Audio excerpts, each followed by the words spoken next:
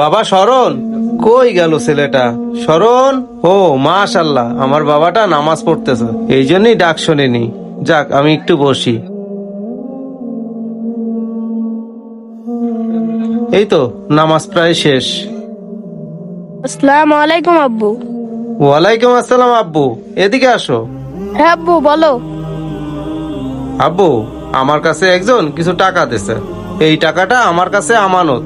এই টাকাটা একটু তুমি সাবধানে রাখবা। আচ্ছা আব্বু, আমাদের ঘরে আমি এমন জায়গায় টাকাটা লুকিয়ে রাখবো তুমিও খুঁজে পাবে না। কি বলো আব্বু?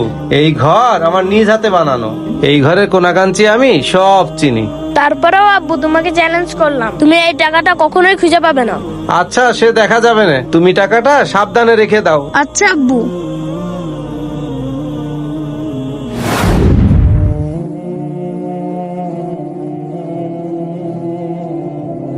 এই সাজিম, কামাল ভাই কই দেখতো। আচ্ছা ভাই, দেখছি। যাই মালটা ডেলিভারি দিয়ে আসি। এ কামাল ভাই, মহাজন আপনার ডাকতাছে।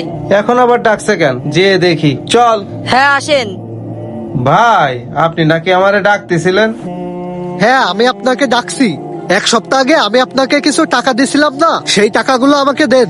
আচ্ছা ভাই, হঠাৎ আপনি টাকা দিয়ে কি করবেন? দোকানের জন্য কিছু মাল কিনা লাগবে, এজন্য টাকাটা অনেক দরকার। আচ্ছা ভাই, টাকাটা আমার বাসায় আছে, বাসার থেকে এনে দিচ্ছি। আচ্ছা ভাই, যান নিয়ে আসেন। ঠিক আছে। ছেলেটা টাকা যে কোথায় রাখছে কে জানে, দেখি তো। এখানে তো নেই, গদির নিচে দেখি তো, এখানেও তো টাকা নেই। এখন টাকাটা কোথায় খুঁজবো? খুঁজেই তো পাচ্ছি না। আব্বু, তুমি কি খুঁজতেছো? এই, তোর কাছে যে টাকাটা রাখতে দিয়েছিলাম, সেই টাকাটা কই রাখছিস? আব্বু, বলছিলাম না টাকাটা তুমি খুঁজে পাবে না, তুমি বাইরে যাও, আমি টাকাটা দিচ্ছি। হ্যাঁ, তুই তাড়াতাড়ি টাকাটা খুঁজে দে, টাকা না পালে তোর কপালে দুঃখ আছে। আচ্ছা আব্বু, তুমি বাইরে যাও, আমি এখনই টাকাটা খুঁজে দিচ্ছি। আচ্ছা, যাচ্ছি।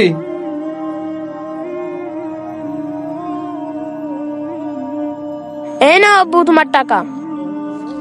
হ্যাঁ, এই তো, এটাই তো আমার সেই টাকা। এই টাকা কই রাখছিলি? আব্বু, তোমারে বলছিলাম না এই টাকাটা তুমি জীবনেও খুঁজে পাবে না। হ্যাঁ, সে ঠিক আছে, কিন্তু এই টাকাটা কোথায় রাখছিলি? আর তোর হাতে কোরআন শরীফ কেন? আব্বু, টাকাটা তো আমি কোরআন শরীফের নিচেই রাখছিলাম। ও, এই জন্যই আমি টাকাটা খুঁজে পাইনি।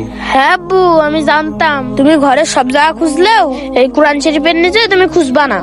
আব্বু, ভাইয়া, আম্মু সবাই তো তোমরা কোরআন শরীফ পড়তে পারো, কিন্তু পড়ো না কেন? আব্বু, তুমি শেষ কবে কোরআন শরীফে হাত দিছিলে তোমার মনে আছে?